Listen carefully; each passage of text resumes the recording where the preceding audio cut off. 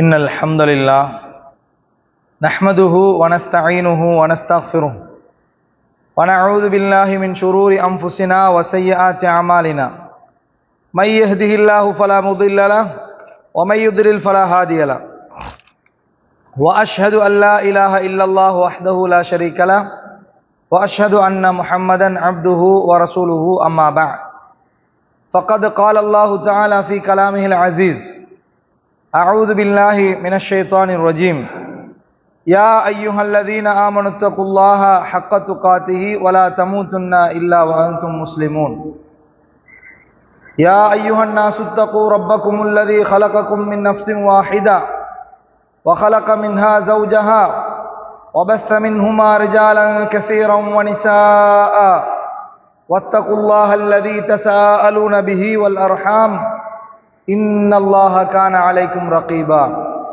يا أيها الذين آمنوا اتقوا الله وقولوا قولا سديدا يصلح لكم أعمالكم ويغفر لكم ذنوبكم ومن يطع الله ورسوله فقد فاز فوزا عظيما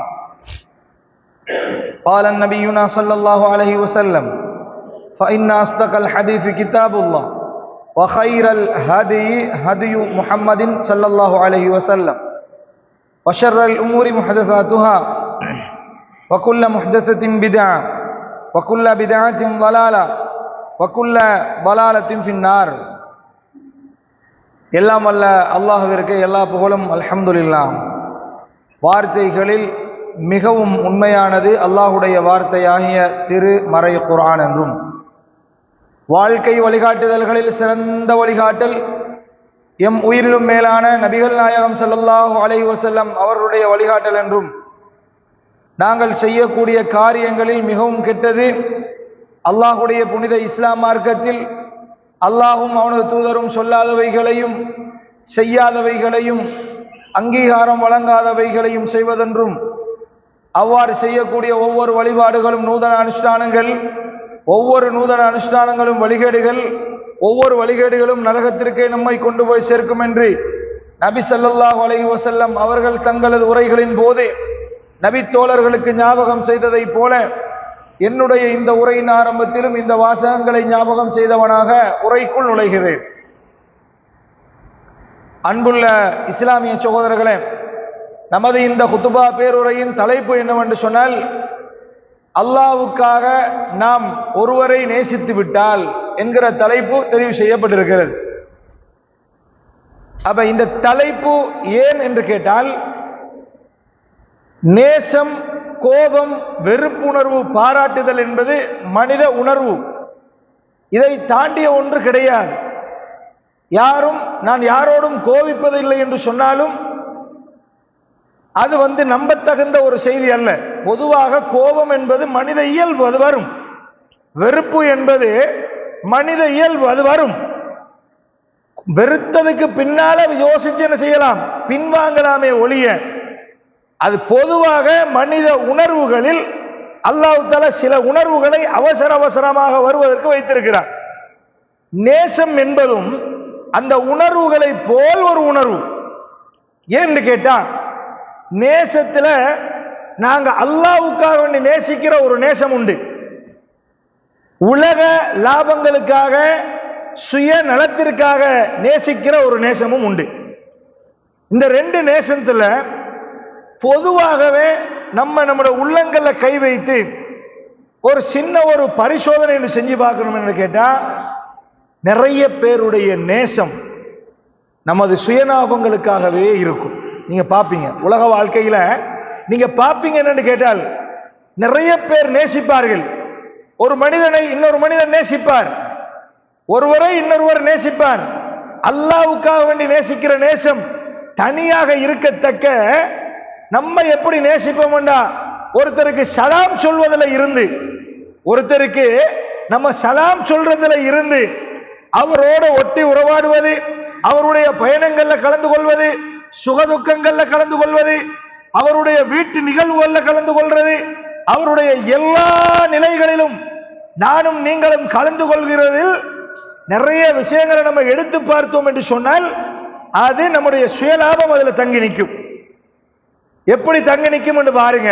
உதாரணமா நம்ம சொல்லுவோம், நம்ம வீட்டில் ஒரு கல்யாண வைபவம், கல்யாணம், நம்ம மகனுக்கோ மகளுக்கோ திருமணம் செஞ்சு வைக்கணும். இப்ப இதுக்கு திருமணத்துக்கு யார் யாருக்கு சொல்லணும் ஒரு பேர் லிஸ்ட் நம்ம முதலாவது என்ன பண்ணிடுவோம், சொல்லும் போது போட்டுருவோம். இப்படி போடுற நேரம் ஒவ்வொருத்தர் பேர்களாக நம்ம உறவினர்கள் சொல்வார்கள், அவருக்கு சொல்லணும் இவருக்கு சொல்லணும் சொல்லி கொண்டு போற நேரம் நம்ம என்ன பண்ணுவோம் தெரியுமா, சில இடங்கள்ல சொல்லுவாங்க கட்டாயம் யாருக்கு சொல்லாட்டியும் இன்ன ஆளுக்கு சொல்லிடணும். லிஸ்ட் போடுற நேரம் அதை மார்க் பண்ணியே கொடுத்துட்டு வந்துருவோம். சொந்த அண்ணனுக்கு சொல்லியோ இல்லையோ, சொந்த தம்பிக்கு சொல்லியோ இல்லையோ, யாருக்கு சொன்னாலும் சொல்லாவிட்டாலும் இவருக்கு சொல்லத்தான் வேணும் என்று விஐபி லிஸ்ட்ல கொஞ்சம் பேரை நம்ம கொண்டு வருவோம். அதுக்கு என்ன காரணம்? அவர் கடுமையாக மார்க்கத்தை பின்பற்றுகின்றவர் என்பதற்காகவா, அல்லது அவர் ஊர்ல மிகப்பெரியதொரு மார்க்க புரட்சியை ஏற்படுத்தி விட்டார் என்பதற்காக வேண்டியா, சுண்ணாக்களை கடுமையாக பேணக்கூடியவர் என்பதற்காகவா? இல்ல. நீங்க நல்லா யோசிச்சீங்கன்னு சொன்னா அது எப்படி இருக்கு தெரியுமா? இல்லப்பா, அவர கடையில தான் நான் வேலை செய்யணும், எவ்வளவு உதவி செஞ்சிருக்காரு தெரியுமா அப்படின்றது. எங்கட மகன் அவர கடையில தான் கேஷியர்ல இருக்கிறாரு, அதற்காண்டி எவ்வளவு ஹெல்ப் பண்ணிருக்கிறார் தெரியுமா என்பதற்காக. அல்லது அவருடைய மகளுடைய திருமணத்திற்கு நம்மளை அவர் அழைச்சிருப்பாரு, அல்லது நம்மளுடைய வேறு யாருடைய திருமண நிகழ்வுகளுக்கு அவர் அழைச்சிருப்பாரு.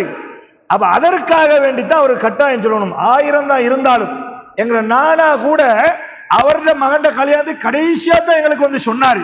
ஆனா இவர் ஓடி சொன்னார் பாருங்க, ஊரான் தான், ஆனா ஓடி சொன்னார் பாருங்க. அதற்காக அவருக்கு நம்மளுடைய திருமண வைபவத்தில் ஒரு குண்டுக்கு நம்ம சொல்லணும். இது என்னன்னு கேட்டா, இது சுயலாபம் இங்க தங்கி நிக்குது, சுயநலம் இங்க நிக்குது. இப்படித்தான் நம்ம ஒவ்வொரு காரியங்களை என்ன பண்ணுவோம் கேட்டா, நம்மளுடைய சுயநலம் இதுல தங்கி நிற்கும். நேசிப்பது, நேசத்துக்குரிய வழிவகைகளை உருவாக்குவது எல்லாத்திலையும் என்ன தங்கி நிற்கும் என்றா, பெரும்பாலும் நம்மளுடைய சுயநலம் அதுல நிற்கும் என்பதில் எந்த மாற்று கருத்தும் கிடையாது. ஆனால் நமது தலைப்பு என்ன, ஒரு மனிதனை நீங்க யார் யாரெல்லாம் நம்ம வீட்டுக்கு வரணும், போகணும், நம்மளுடைய வீட்டு நிகழ்வுகள்ல கலந்து கொள்ளணும், நமது ஆலோசனைகள்ல அவரும் ஒரு மசூரா தரக்கூடியவராக இருக்கணும் என்று நம்ம நினைக்கிறோமோ, அந்த ஒரு மனிதரை நம்ம அல்லாஹ்வுக்காக வேண்டி நேசித்து விட்டால் அடுத்தது என்ன நடக்கும் என்றதை பாருங்க. நம்ம பள்ளிக்கு வாரம் போறோம், எல்லாரோடையும் சலாம் சொல்றோம், எல்லாரோடையும் கை குலுக்குறோம், எல்லாரோடையும் சிரிச்சு பேசுறோம், எல்லாரோடையும் ஒரு சமூகமாக ஒன்றாய் பழகுகிறோம். ஆனால் உள்ளங்களை அறிந்தவன் அல்லாஹ். நம்ம ஏன் பழகுகிறோம், எதற்காக பழகுகிறோம், எதற்காக சிரிக்கிறோம் என்பதெல்லாம் ஆயிரக்கணக்கான அர்த்தங்கள் உள்ளன. அல்லாஹ்வுடைய தூதர் ஸல்லல்லாஹு அலைஹி வஸல்லம் அவங்க இந்த கலிமாவுடைய உம்மத்தை, இந்த சமூகத்தை ஒன்றிணைத்தார்கள். எப்படி தெரியுமா? நீங்க வெறும் வார்த்தைகளால் ஒருவரை நேசிக்க கூடாது, உளமாற உள்ளத்தால் நீங்கள் நேசிக்க வேண்டும். அப்படி நேசிச்சீங்கன்னு சொன்னா சில விஷயங்கள்ல அடிச்சிட்டு சாவுற விஷயமா இருக்கும்.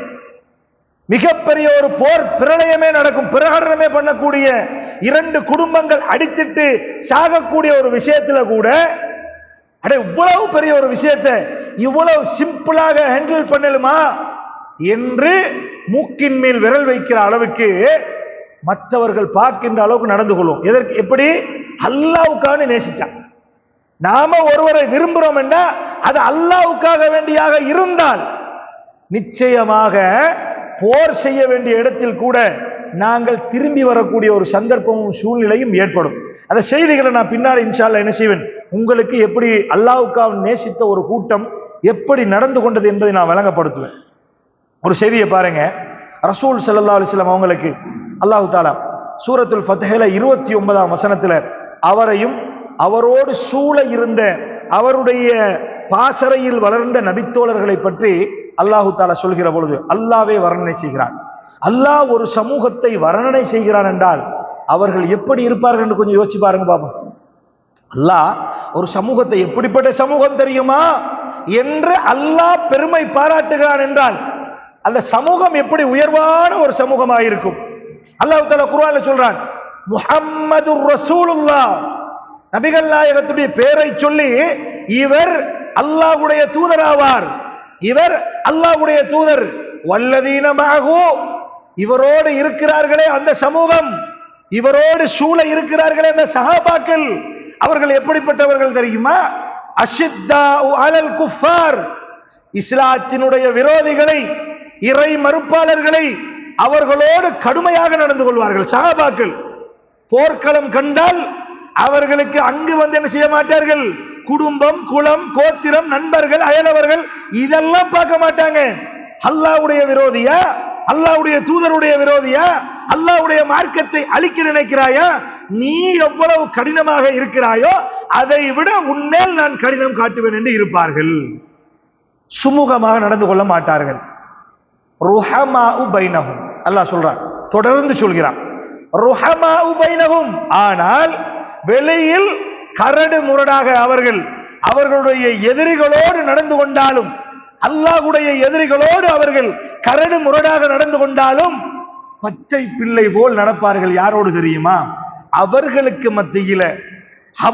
மத்தியில அந்த சமூகத்துக்கு மத்தியில ருஹமாஉ பைனஹும், கடுமையாக இரக்கம் கொண்டவர்களாக நடப்பார்கள். அல்லாஹ் வர்ணனை செய்கிறான், அவருடைய பண்பாடுகளை அல்லாஹ் எடுத்து சொல்கிறான். ஏனைய மூமின்களுக்கு கடுமையாக நிற்கின்றவர்கள், எதிரிகளுக்கு மத்தியில, தங்களுக்கு மத்தியில எதையும் விட்டு கொடுத்து போகக்கூடிய அப்படி ஒரு இரக்கம் கொண்ட, இரக்கமான ஒரு மனது கொண்ட ஒருவரை நீங்க பார்க்க மாட்டீங்க, ஒரு சமூகத்தை நீங்க பார்க்க மாட்டீங்க. சஹாபாக்களுடைய இரக்கத்துக்கு முன்னால், அவர்களுடைய ஒற்றுமைக்கு முன்னால், அவர்களுடைய புரிந்துணர்வுக்கு முன்னால் வேற எவருடைய புரிந்துணர்வும் செல்லா காசாகத்தான் போகும். அந்த அளவுக்கு சஹாபாக்கள் சகோதரத்துவ உணர்வோடு வாழ்ந்தார்கள். அடிச்சு கொள்ள வேண்டிய கட்டம் வரும்.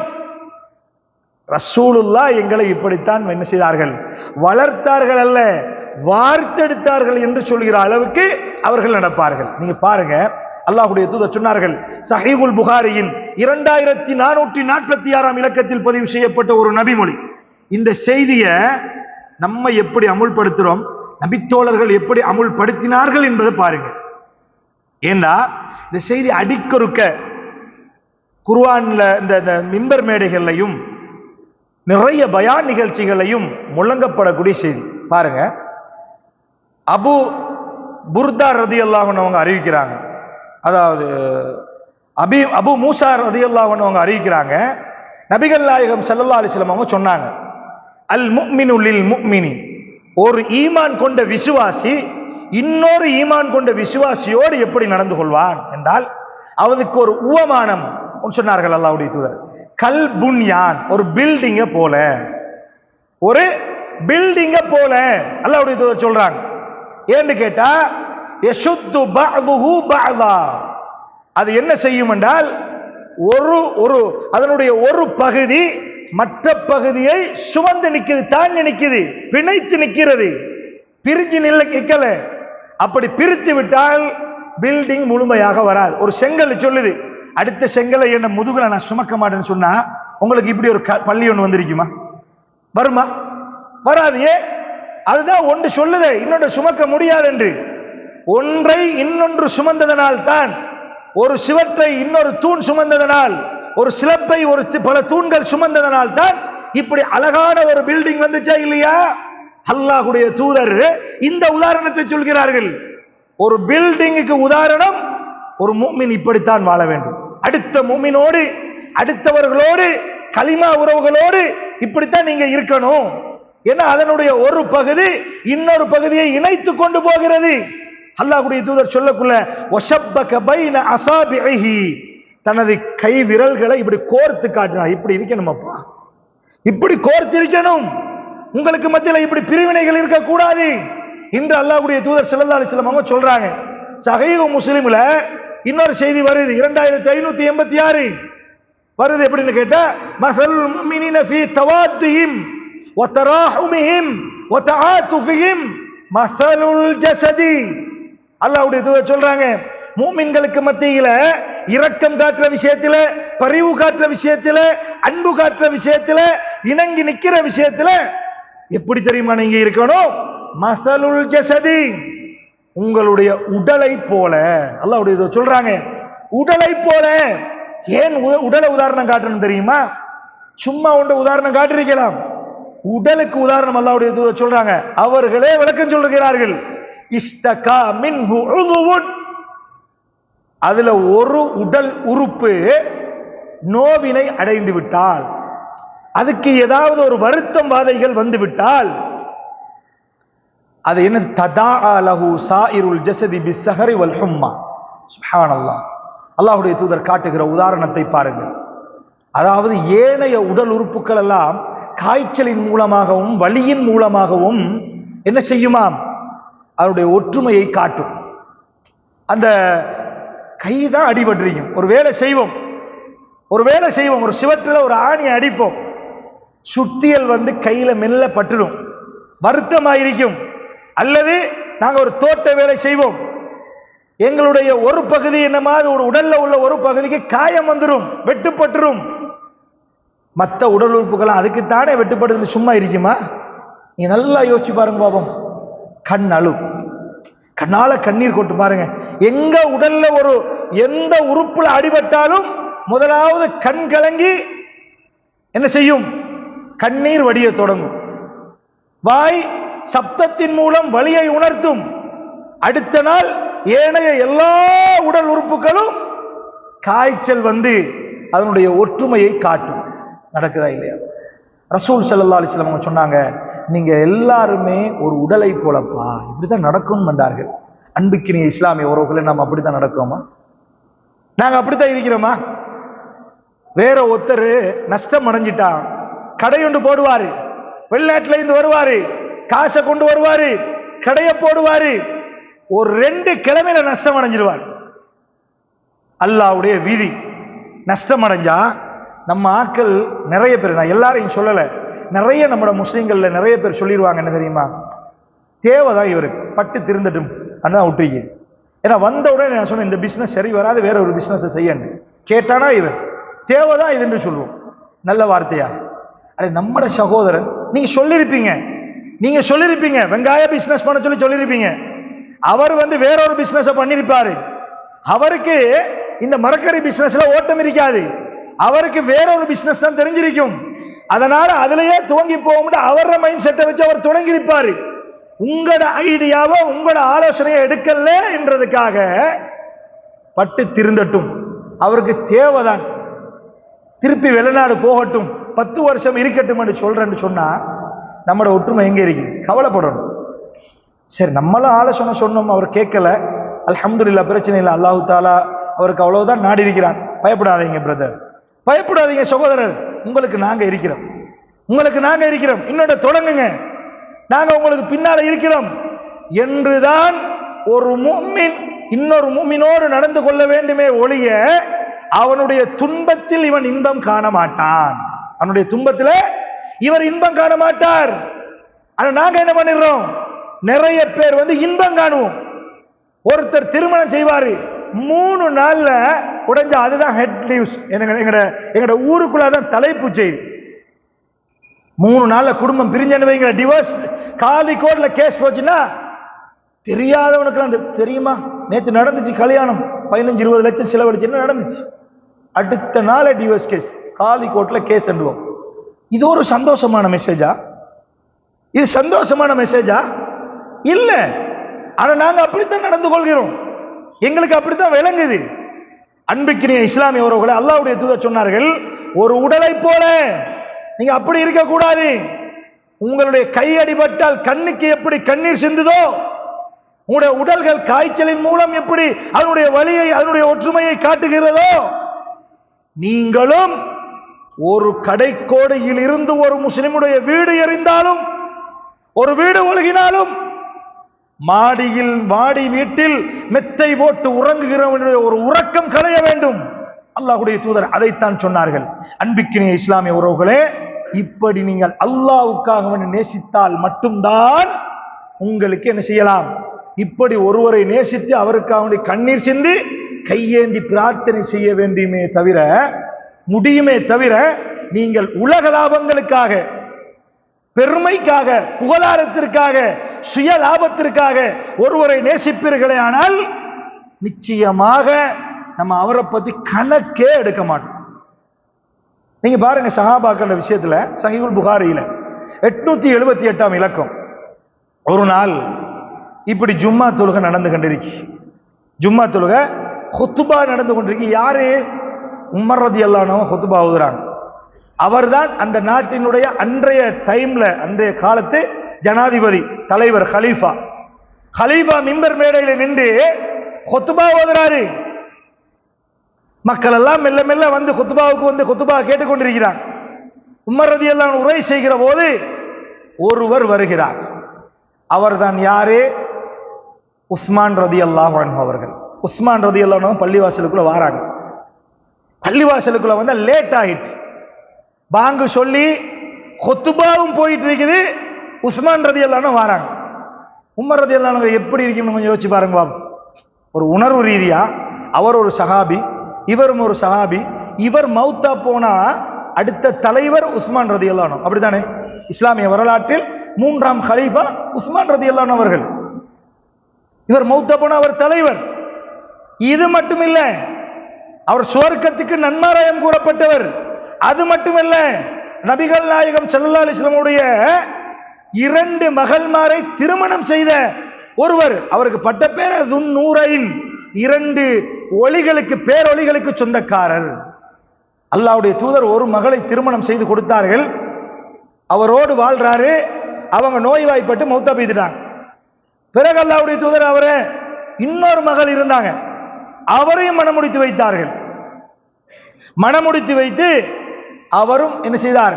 கொஞ்ச காலத்தில் அல்லாஹ்வுடைய தூதருடைய 2வது மகளும் என்ன செய்தார்கள்? மரணித்து போனார்கள். அப்பதான் ரசூல் ஸல்லல்லாஹு அலைஹி வஸல்லம் அவங்க சொன்னாங்க, உஸ்மான், எனக்கு இன்னொரு மகள் இல்லை, இருந்திருந்த அதையும் உங்களுக்கு மணந்து தந்திருப்பேன்டாங்க. எந்த மாமாவது இப்படி வருவார்? எந்த மாமாவது இப்படி நடக்குமா? எங்கேயாவது நடக்குமா? குறவு. ஆனால் அல்லாஹ்வுடைய தூதர் உஸ்மான் ரலியல்லாஹு அன்ஹு அவர்களை அவ்வளவு நேசித்தார்கள். அவருடைய ஒழுக்கம், பண்பாடு எல்லாமே அப்படி இருந்துச்சு. அப்படிப்பட்ட ஒருவர் ஜும்மாவுக்கு லேட்டாகி வாராரு. உமர் ரலியல்லாஹு, உமருடைய நாவில் அல்லாஹ் பேசுகிறான் என்று சொல்லப்படக்கூடிய சுவர்க்கத்துக்கு நன்மாராயம் கூறப்பட்ட அதே உமர் ரலியல்லாஹு அன்ஹு அவர்கள் ஹுத்பா செய்கிறார்கள். சம்பவத்தை கொஞ்சம் தலைக்கு எடுங்க. உஸ்மான் ரலியல்லாஹு அன்ஹு உள்ளுக்கு வந்த உடனே உமர் ரலியல்லாஹு அன்ஹு கண்டுட்ட உடனே அல்லாஹ்வுடைய உமர் ரலியல்லாஹு அன்ஹு கேட்கிறாங்க, யா உஸ்மான், என்ன லேட் என்று கேட்டாங்க. மிம்பர்ல இருந்து கொண்டு என்னப்பா லேட் ஆகி வாரீங்க? என்ன பாங்கு சொன்ன பிறகு வாரீங்க? ஜும்மாவுக்கு இப்படியா வாரது அப்படின்னு கேட்டாரு. அப்ப உஸ்மான் ரலியல்லாஹு அன்ஹு சொன்ன பதில் என்ன தெரியுமா? இன்னி ஷுகில்து, கொஞ்சம் பிஸி ஆகிட்டேன். அங்க கீழே இருந்துட்டு அப்படி பேசலாம். கீழே இருந்துட்டு அவர் என்ன சொன்னாரு? இன்னி ஷுகில்து, கொஞ்சம் பிஸி ஆகிட்டேன், கொஞ்சம் வேலை பல கூடிட்டுது, அதனால பாங்கு கேட்ட சத்தம் தான் கேட்டுச்சுது. நான் என்ன பண்ணினேன்? ஒன்றுமே செய்யல, அப்படியே தூக்கி போட்டுட்டு ஓடி போய் உது செஞ்சுட்டு பள்ளிக்குள்ள இதோ இந்தா வந்துட்டேன். அதோட நிப்பாட்டினார உமர் ரலியல்லாஹு அன்ஹு? நிப்பாட்டினா பரவாயில்லை, நிப்பாட்டல. என்ன பண்ணாரு தெரியுமா? உடனே கேட்டாரு, அப்ப வல் உது ஐதன், உது மட்டும் தானே, அப்ப குளிக்கலையான்னு கேட்டார். உங்களுக்கு விளங்குதா? உஸ்மான் ரலியல்லாஹு அன்ஹு குளிக்காம வந்துட்டார் பள்ளிக்குள்ள. காலையில குளிச்சிருக்கிறாரு. அவர் ஜும்மாவுக்கு வரும்போது ஸ்பெஷலா குளிக்கல.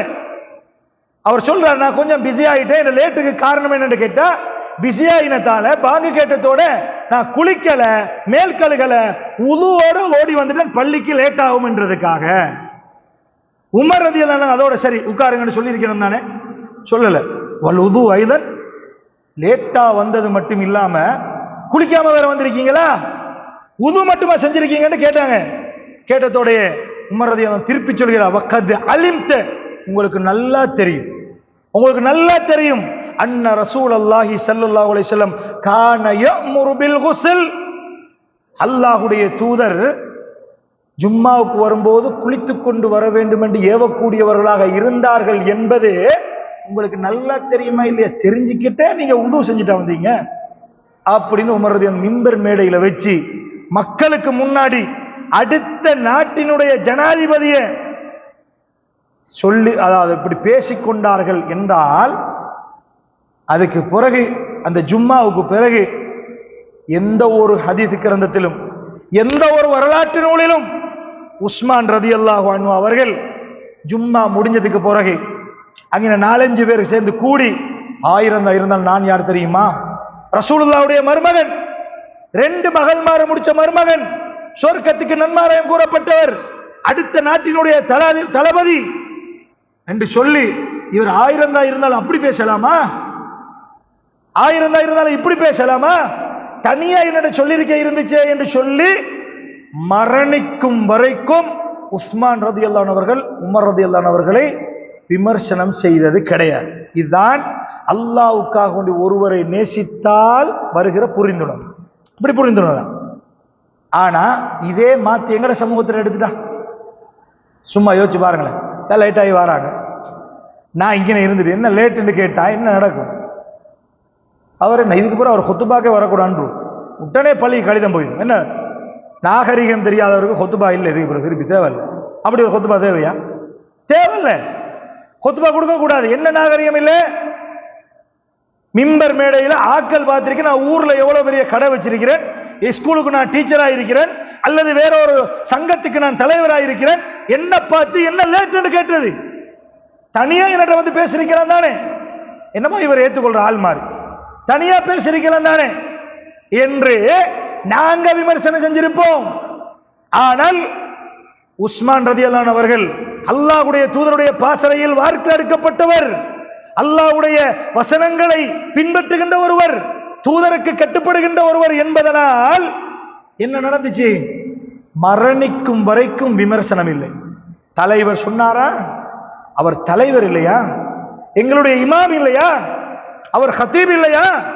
அவர் சொல்வதில் என்ன பிழை இருக்கிறது என்று இருந்தார்களே தவிர, சஹாபாக்கள் கூட ஊருக்கு 4 பேர் இருப்பான்னு சொல்லுவாங்களே, அப்படி கூட யாரும் போனதாக வரலாற்று எந்த நூல்களிலும் இல்லை. சொல்லுவாங்களே, இவர் சும்மா இருந்துருவார், சம்பந்தப்பட்டவர், பிரச்சனையோடு சம்பந்தப்பட்டவர் சும்மா இருந்துருவாரு. ஆனா இவரை ஒருத்தரும் சுத்தி வர வச்சிருக்கணும் விட மாட்டான். என்ன செஞ்சிருவான்? அதானே, என்ன இது இப்படி மனுஷத்தன்மை இல்லாம இப்படி பேசி விட்டாருன்னு சொல்லி அவரை குழப்பி விட்டு போயிடுவான். அப்படி கூட யாருமே என்ன செய்யல, உஸ்மான் ரதி இந்த சம்பவத்துக்கு பிறகு நடந்து கொள்ளவில்லை என்பதை என்ன செய்யறோம், நம்ம பார்க்கிறோம். கண்ணியத்துக்குரியவர்களே, இந்த செய்தியை நான் ஏன் உங்களுக்கு சொல்றேன்டா, அவ்வளவு தூரத்துக்கு ஒருவருக்கொருவர் அல்லாஹ்வுக்காக அந்த சமூகம் நேசித்துக் கொண்டது. அதனால மக்களுக்கு முன்னால கேட்ட போதும் ஜும்மா தொழுகின்ற எல்லாருமே வருவாங்களா இல்லையா? சஹாபாக்கள் மற்ற டைம்ல தொழில் ரீதியாக அங்கங்க இருக்கிற இடத்துல தொழுது கொண்டாலும் பள்ளிவாசலுக்கு வரணுமா இல்லையா? அப்ப கேட்டதுக்காக வேண்டி உஸ்மான் ரலியல்லாஹு அன்ஹு அவர்கள் புணங்கிக் கொள்ளவில்லை, உமர் ரலியல்லாஹு அன்ஹு அவர்களுக்கு விமர்சனமும் செய்யவில்லை, ஒரு வார்த்தை கூட பேசவில்லை என்பதிலிருந்து அல்லாஹ்வுக்காக வேண்டி ஒருவரை நேசிக்கிற போது நமக்கும் இந்த புரிந்துணர்வு வரும் என்பதை நானும் நீங்களும் புரிந்து கொண்டு ஒரு இஸ்லாமிய கலிமா சகோதரனை நாங்கள் நேசித்து அவனோடு இப்படி வாழ்ந்தால் மறுமையில் வெற்றி பெறலாம். அல்லாஹ் ரப்புல் ஆலமீன் நம் அனைவருக்கும் அருள் செய்வானாக.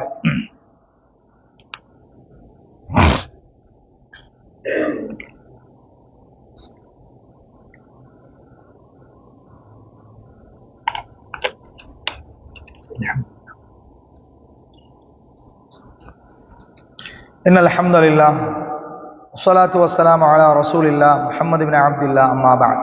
கண்ணியத்துக்குரிய இஸ்லாமிய சகோதரர்களே, அல்லாஹ்வுக்காக வேண்டி நாம் ஒருவரை நேசித்தால் என்கிற தலைப்பின் கீழால் பல செய்திகளை முதலாவது உரையில் நாம் பார்த்து விட்டோம். இந்த இரண்டாவது உரையிலே அதனுடைய தொடராக நீங்க பாருங்க, சஹீஹுல் புகாரியில 1406 இலக்கம், சஹீஹுல் புகாரியின் 1406 இலக்கத்தில் ஒரு செய்தி வருது. அபூதர் அல் கிஃபார் என்று சொல்லக்கூடிய நபித்தோழர், இவர் உங்களுக்கு நல்லாவே தெரிஞ்சிருக்கும். பிலால் ரலியல்லாஹு அன்ஹுடைய விடயத்துல இப்னு சௌதா, கருப்பியின் மகனே என்று சொல்லி அழைத்து அந்த வழக்கு பதிவு, அதுவும் இது தலைப்போடு சம்பந்தப்பட்ட ஒரு நிகழ்வு தான். ஆனாலும் இந்த அபூதர் அல் கிஃபார் ரலியல்லாஹு அன்ஹு அவர்கள் இவருடைய ஒரு சம்பவம் என்னன்னு கேட்டா, இவர் என்ன பண்றாரு, ஒரு நாள் ஒருவர் போறார், இந்த செய்தி அறிவிக்கக்கூடியவர் போறாரு, ரபுதா என்கிற ஒரு இடத்துல இவர் தங்கி நிற்கிறார். ரபுதா என்கிற மதீனாவுல ஒரு இடத்துல, அந்த ரபுதா என்கிற இடம் எப்படின்னு கேட்டா ஆள் நடமாட்டம் இல்லாத ஒரு இடம், இந்த ஒரு ஒரு ஒரு ஒதுக்குப்புறம், யாருமே அங்க போக மாட்டாங்க, அப்படிப்பட்ட ஒரு இடம் ரபுதா. அங்க மதீனாவுல போய் ஒரு இடத்துல இருக்கிறார். இவர் காண்டார், கண்டத்தோட அபு என்னது, நீங்க அபூதர் அல்-கிஃபார், நீங்க என்ன இங்க? ஏன் இப்ப மதீனாவுல நீங்க ஊருக்குள்ள பஜாருக்குள்ள இருக்க வேண்டியவர், நீங்க எப்படிப்பட்டால் நீங்க என்னப்பா இந்த மூலையில இருக்கிறீங்க அப்படின்னு கேட்கிறாரு. கேட்டதோடைய அவர் சொல்றார், குந்து பிஷாம், நான் சிரியாவுல தான் இருந்தேன். அவர் இருந்தது எங்க? சிரியாவுல. சம்பவம் சொல்றார், இந்த மூளைக்கு வருவதற்கு என்ன காரணம்? நான் சிரியாவுல இருக்கும்போது ஃபக்தலஃப்து அன வ முஆவியா ரலியல்லாஹு அன்ஹு, நானும் முஆவியாவும் ஒரு விஷயத்துல கருத்து வேற்றுமை கொண்டு விட்டோம், பிணங்கி கொண்டோம். யாரு? ரெண்டு பேரும் சஹாபி. ஷாம்ல இருந்தோம், அவர் ஷாமுக்கு பொறுப்புதாரி, நானும் ஷாம்ல ஒருவர். அவர் ரெண்டு பேரும் ஒரு குர்ஆன் வசனத்துடைய விடயத்துல, உலக விஷயத்துல அல்ல, குர்ஆன் வசனத்துடைய ஒரு விஷயத்துல ரெண்டு பேரும் கருத்து வேற்றுமை கொண்டு விட்டோம். என்ன குர்ஆன் வசனம்? அல்லதீன யக்னிஸூன ذஹப வல் ஃபில்லத வலா யுன்ஃபிகூன ஃபீ ஸபீலில்லாஹ், சூரத்து தௌபாவுல வரக்கூடிய 34வது வசனம். அதாவது அவர்கள் தங்கங்களையும் வெள்ளிகளையும் சேமித்து வைப்பார்கள், அல்லாஹ்வுடைய பாதையில் தான தர்மம் செய்ய மாட்டார்கள் என்று ஒரு வசனம் இருக்குங்க. அந்த வசனத்தை முஆவியா ரலியல்லாஹு அன்ஹு சொல்றாங்க, இது யூத கிறிஸ்தவர்களுக்கு அருளப்பட்ட வசனம்ங்கிறார், நமக்கு இல்ல, அது யூத கிறிஸ்தவர்களுக்கு. இவர் சொல்றார், அபூதர் கிஃபார் ரலியல்லாஹு அன்ஹு சொல்றாங்க, இல்ல அது அவங்களுக்கும் தான் எங்களுக்கும் தான், அவங்களுடைய விடயத்திலையும் எங்களுடைய விடயத்திலையும் தான் இந்த வசனம். ரெண்டு பேரும் கருத்து முரண்பட்டு கொண்டார்கள். அவர் அந்த கருத்திலே இருக்கிறார், இவர் இந்த கருத்திலே இருக்கிறார். கருத்து வேற்றுமை ஒரு இடத்துல. முஆவியா ரலியல்லாஹு அன்ஹு என்ன செஞ்சு விட்டாரண்டா, இவரே சொல்றார், உஸ்மான் ரலியல்லாஹு அன்ஹு அவங்க தான் ஜனாதிபதி. முஆவியா ரலியல்லாஹு அன்ஹு என்ன பண்ணாங்கடா, லெட்டர் ஒன்று எழுதினாரு ஜனாதிபதிக்கு, இவர் இங்க இருக்கிறது பொருத்தம் இல்ல, ஆளை எடுத்துருங்க மதீனா கண்டார், ஆளை எடுத்துருங்க மதீனாவுக்கு, என்னோட முரண்பட்டு கொண்டார் என்று சப்ஜெக்ட போட்டு எழுதி விட்டார். உடனே அடுத்த கடிதம் ஜனாதிபதிட்ட இருந்து உஸ்மான் ரலியல்லாஹு அன்ஹு, அடுத்த கடிதம் என்ன? அபூதர் அல்-கிஃபாருக்கு, வாங்க நீங்க பெட்டி படுக்கையெல்லாம் கட்டிட்டு என்ன பண்ணுங்க, மதீனாவுக்கு வந்து சேருங்கள் என்றார். ஜனாதிபதி சொன்னா கேட்கணுமா இல்லையா? தலைவர் சொன்னா கேட்கணுமா இல்லையா? உடனே என்ன பண்ணார்னா, அவர் என்ன பண்ணிட்டாரு, மதீனாவுக்கு போய்த்துட்டார். தலைநகரத்துக்கு போனா ஊர்ல பள்ளிவாசலுக்குள்ள வந்த உடனே இந்த மெசேஜ் ஊருக்கெல்லாம் பரவிட்டு, முழு மதீனாவும் பரவியாச்சு. பரவினால் மக்கள் எல்லாம் ஒரு விதமா இவரை பார்க்க தொடங்கிட்டாங்க. இவருக்கோ வெக்கம், அபூதர் கிஃபார் ரலியல்லாஹு சரியான வெக்கம். வெக்கப்பட்டதோடைய இவர் தாங்க முடியாம உஸ்மான் ரலியல்லாஹு அன்ஹு போய், அமீருல் முஃமினீன், முஃமின்களின் தலைவரே, எனக்கு இந்த பள்ளியில இருக்க சரியான வெக்கமாயிருக்கு, ஆட்கள் எல்லாம் பார்க்கும்போது என்ன ஒரு மாதிரியா பார்க்கிறாங்க, அதனால இது எனக்கு ஒரு மாதிரியா இருக்குன்னு சொன்னதோட உஸ்மான் ரலியல்லாஹு அன்ஹு சொன்னாங்க, என்ன தெரியுமா, உனக்கு ஒரு மாதிரியா இருந்தா ரபுதாக்கு போய் உட்கார்ந்து கொள்ளண்டா, உங்களுக்கு விளக்கிட்டா, உனக்கு இங்க இருக்க டவுன்ல இருக்க ஒரு மாதிரிடா, ரபுதாண்டா இப்ப இருக்கிற இடம், அது யாருமே ஆள் நடமாட்டம் இல்ல, அப்பதானே ஆட்கள் வந்து உன்ன பார்க்கக்குள்ள உனக்கு வெக்கமா இருக்குன்னா, ஆளே இல்லாத இடம் இருக்கு ரபுதா, அங்க போய் இருந்து கொண்டாங்க. சொல்லி போட்டு அபூதர் அல்-கிஃபார் ரலியல்லாஹு அன்ஹு சொல்றாங்க, ஃபதாக்கல்லதி அன்ஸலனி ஹாதல் மன்சில், இந்த இடத்துக்கு நான் இருப்பதற்கு அதுதான் காரணம். ஏன் தெரியுமா? வலவ் அம்மரு அலைய ஹபஷியன் லஸமிஅது வ அதஅது சுப்ஹானல்லாஹ்.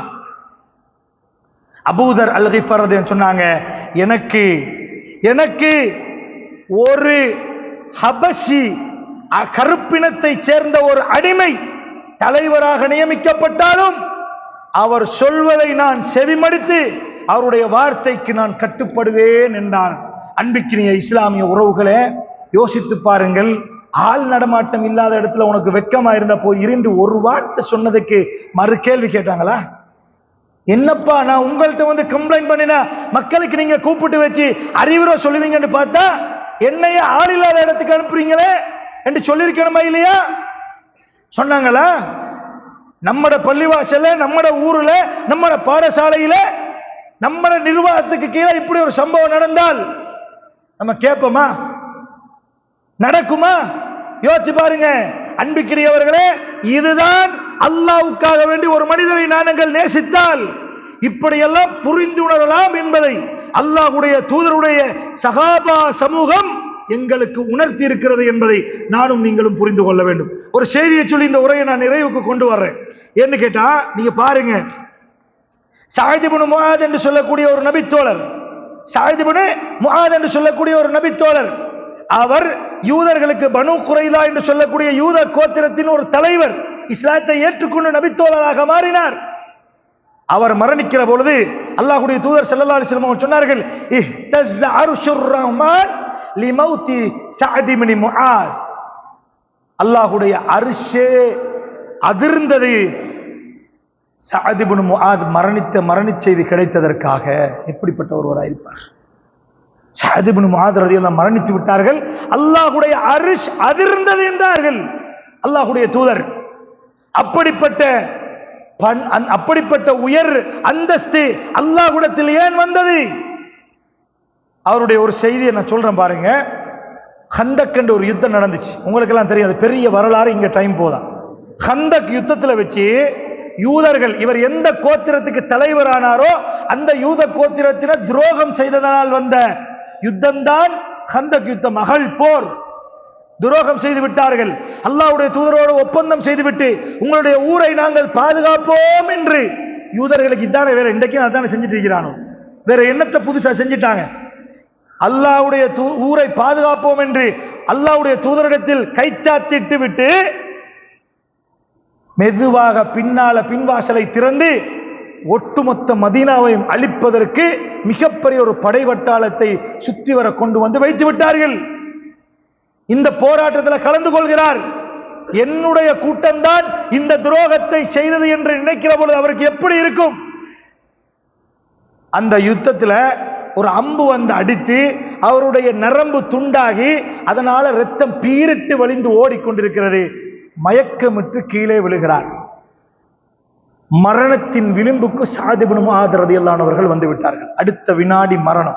அவரை மதீனத்து பள்ளிவாசலின் முன்னால் ஒரு கூடாரம் அமைத்து வைக்கப்பட்டிருக்கிறது. உயிர் பதைத்துக் கொண்டிருக்கிறது. மரணத்தின் இறுதி பகுதியை அடைந்து விட்ட பொழுது அவர் அல்லாஹ்விடத்தில் ஒரு துஆ செய்தார். யா அல்லாஹ், அல்லாஹும்ம லா துமித்னி, அல்லாஹும்ம லா துமித்னி, யா அல்லாஹ் என்னை மரணிக்க செய்து விடாதே, யா அல்லாஹ், ஹத்தா துகிர்ர ஐனி மின் பனி குறைலா.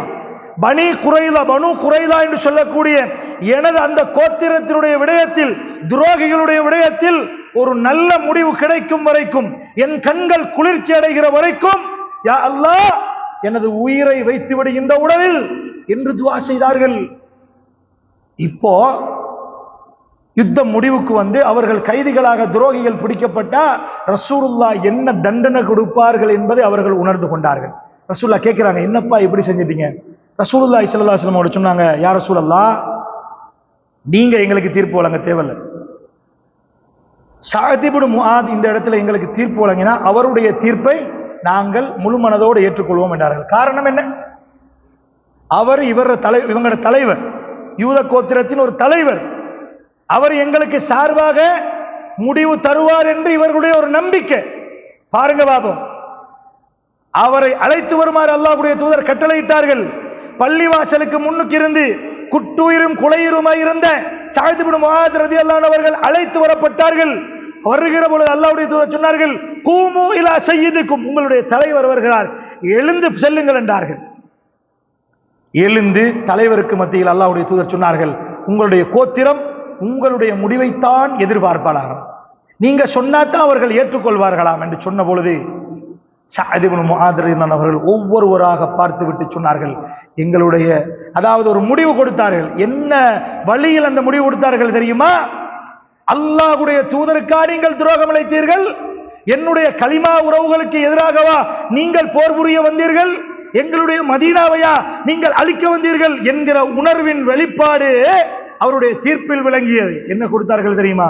இவர்கள் ஒவ்வொருவரும் மரண தண்டனை அனுபவிக்க வேண்டும், ஒவ்வொருவருடைய கழுத்துக்களும் துண்டிக்கப்பட வேண்டும்.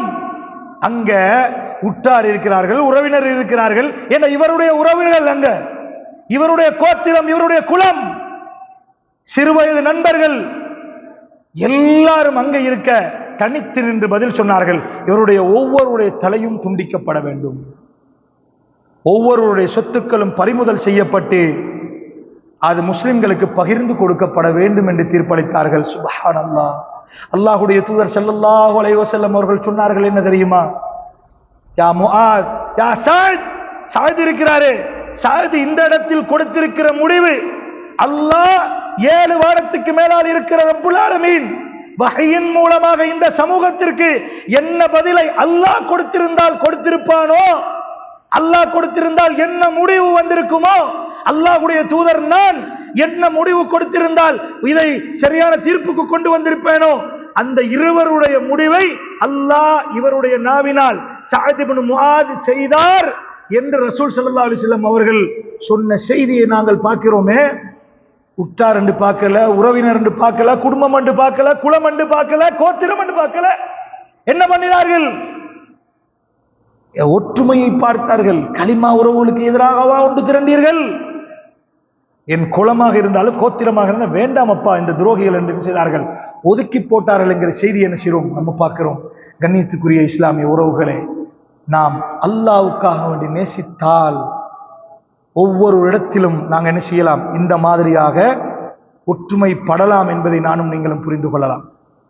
அடித்துக்கொள்ள வேண்டிய இடம் வந்தாலும் நாங்கள் சகஜமாக போகலாம். உஸ்மான் ரதியல்லாஹு விடயத்தில் நடந்த செய்தி போல, அபூதர் கிஃபார் ரதியல்லாஹு விடயத்தில் நடந்த செய்தி போல இன்னும் பல செய்திகள் இருக்குது. இந்த குத்துபாவில் அதை இடம் கொடுக்காது.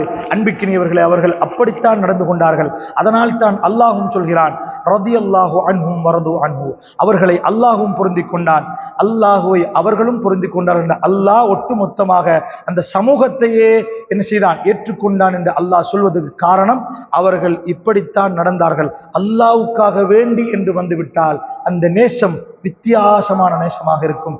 எதுவாக இருந்தாலும் அதனை விட்டு கொடுத்து வாழ்வார்கள் என்பதை பார்க்கலாம்.